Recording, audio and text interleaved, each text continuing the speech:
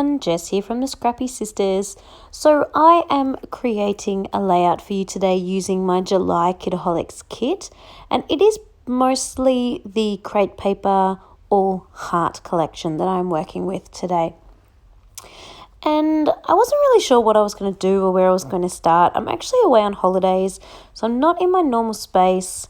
I don't have all of my normal supplies, so I'm just having a play with the random things that I added. I did throw a few extra bits into the kit, just random stuff that was sitting on my desk, mostly leftover things from old kits, and I just thought I'd get going and have a play. So I threw in all these random titles, so I'm just trying to have a look to see if there's anything that matches my photographs. So we're currently at what was called a messy play.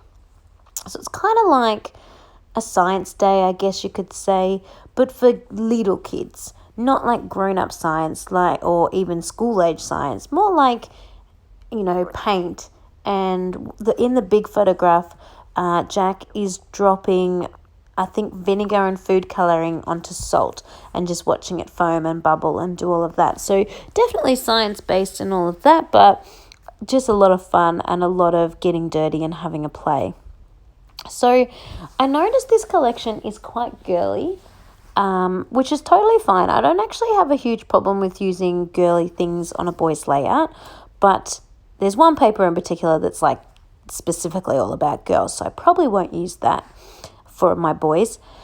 But then I saw this paper, which is like the periodic table, and doesn't say anything. It says things like loved and bright and smart and smile and things like that. But the look of it is like the periodic table or whatever you call it. And I'm like, that is perfect for our messy science day. So I decided to roll with that. And while I was looking through my random things, I noticed I have a few of the Love Always Cocoa Vanilla Studio wooden ephemera hanging around, and I've had it for quite a while too, so I'm like, let's get that going, let's get using that. Now a lot of it I actually flipped over because it was engraved with something on what was the front side. I think one of the love hearts said always, one of the other love hearts had like a filigree flower kind of print maybe on it, which was really pretty but didn't really go with the feel of my sort of sciencey layout. So I decided I'd flip those over. Then I didn't love how on this paper, on the left-hand side and the right-hand side, it looks like the whole page should keep going, but it doesn't. So I'm actually going to cut that off, like the little tiny bits of the next square that you can see. And I'm going to put another piece of paper just down the right-hand side. But I can't decide what to use, and none of the papers in the collection is really right for what I want. And I'm also thinking that I want to use one of the black thickers down in the bottom right-hand corner to create my title. And so there's really no black happening in my layout at all. And if I want to use those thickers, I really need to get some black happening. I pulled out that blue piece of paper to see if a flat cardstock would work, and it really doesn't. It does need to have a pattern in some description, and this is when I realized, the dark black or grey needs to be the color I go for. But of course, again, not in my own space, don't really know where all of the supplies are in my mum's craft room, so I'm just kind of winging it and seeing what I can just find. All of her playing cardstock mostly is just right there to my right-hand side, so it was easy to look there, but she didn't actually have any black. The piece of paper that was black actually looked brown to me, so got rid of that. But then she came and brought me over this whole stack of black and white, and I'm like, yes, this is what I need. And the very first thing I see is an old program that she's saved, and she's got about 6 of them, so it's not sentimental if I use one of those.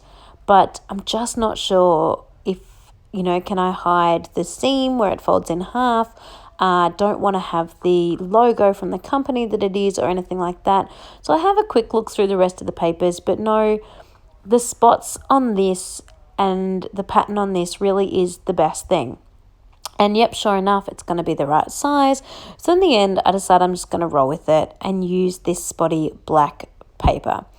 So I get to town adding that to the right-hand side. So I cut off the excess on the left-hand side, and I don't actually cut off the excess on the right. I use that as the spot to put my double-sided tape and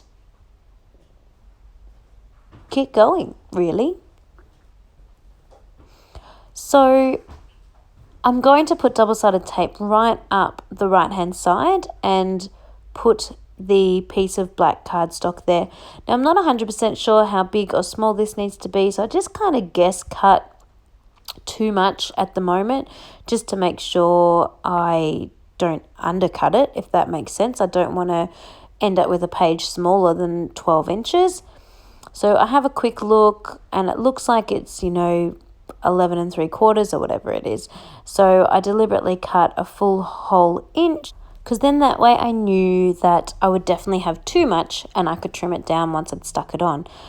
So as I said before, I'm going to use double-sided tape to attach that down the side.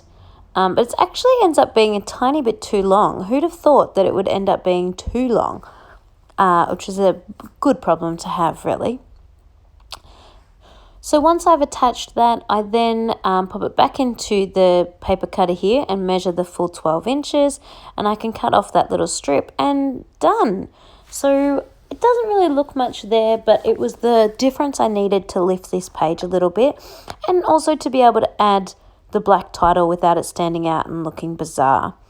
Now, unfortunately, when I put back the black paper, I didn't realize I'd hit my camera, and so you missed out on seeing the filming of me backing my photos. Well, that's not very exciting, so you didn't miss much there. I just matted all the photos in white, the two little photos in a blue that matches the bottom blue parts of the periodic table, and in the sort of greeny colour as well.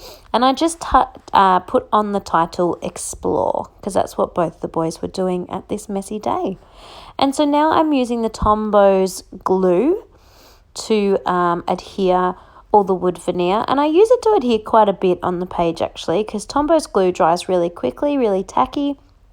Do be careful, it's very tacky, so if you get a little bit on your fingers, it's quite easy to leave a sort of brown smudgy mark somewhere else on your page. So do just be a little bit more, it's a little bit less forgiving in that way than what other glues might be, but it's super strong and super tacky, so that's great because you don't have to worry about anything coming off.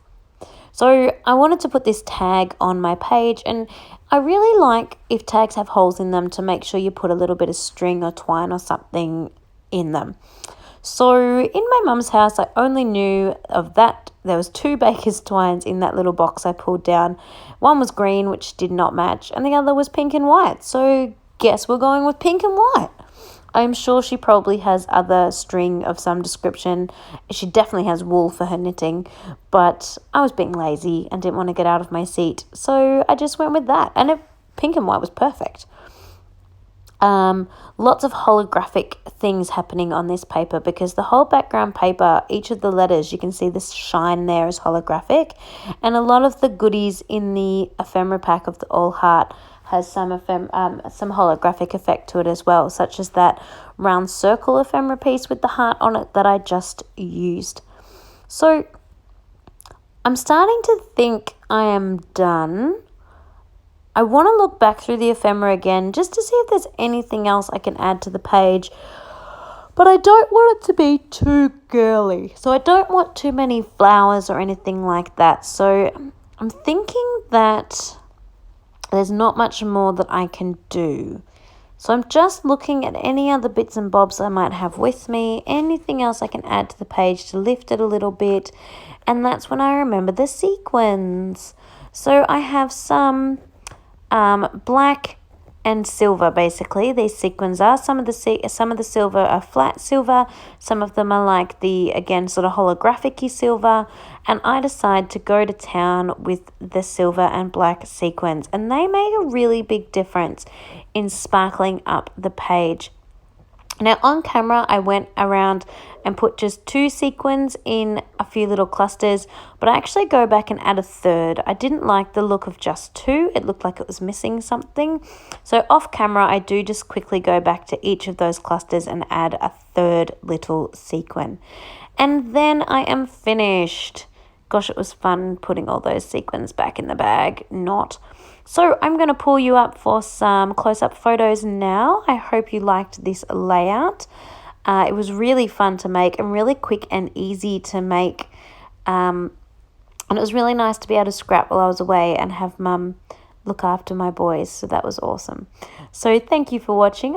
I've got another layout using this collection, so hopefully you can stay tuned to check out that one as well. Please like and subscribe.